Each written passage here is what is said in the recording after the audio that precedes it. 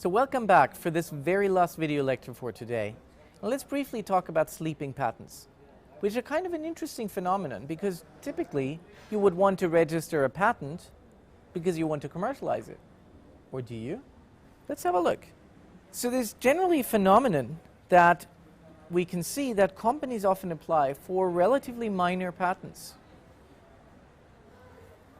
which may be economically sound, they have no intention of ever commercializing, right? So minor patents, not particularly innovative, why would you want to commercialize them?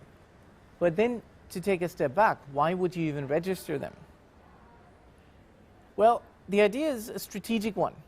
And the strategic one is simply that you would patent innovations that are close to your main product because you want to prevent competitors from inventing a close rival to your own product.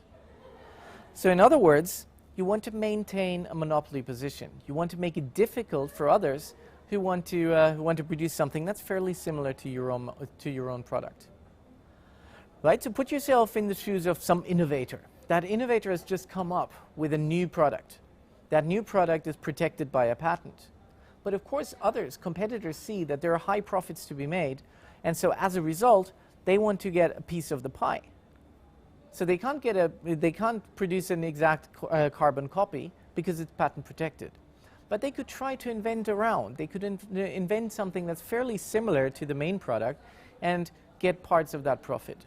Now, with sleeping patents, this is going to be much more difficult because you're patenting stuff that's related to your own product, which means that it's much more difficult to produce something, to invent something that's close to your main core product. Here's an example. The example of Xerox, a couple of decades ago, was using sleeping patents to secure a monopoly position in the professional copier market. So this is, of course, is a new version, but old copiers were also mainly used in offices, so professional copiers, and Xerox was one of the trailblazers, one of the innovators in this industry. Until some competitors, some would-be competitors, started complaining, and they said, well, you know, it's very difficult for us to develop that technology. It's very difficult for us to actually do something that's similar to what Xerox is doing because Xerox is just patenting everything left, right, and center to their main product. So competition authorities then reacted and asked Xerox to license these sleeping patents, i.e. to let other firms use these sleeping patents to competitors. So competitors could now use the innovations that Xerox registered, patented, but never used. And the reasoning there by competition authorities was that this practice of registering of sleeping patents was hindering technological progress. And there was much more to be done with copying machines. So there was much more improvement to be gained from copying machines, and Xerox, by registering all these sleeping patents, was hindering that progress. So as we've just seen with the example of Xerox, sleeping patents can have a strategic impact of monopolizing a position or making a monopolizing position more stable.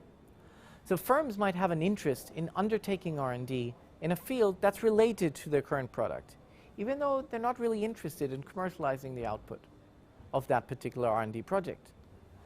And so why?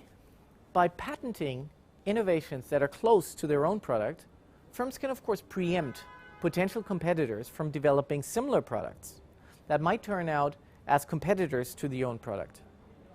So this way they can successfully decrease competition and secure profits from their current product. So let me summarize all that we've learned today in the following video.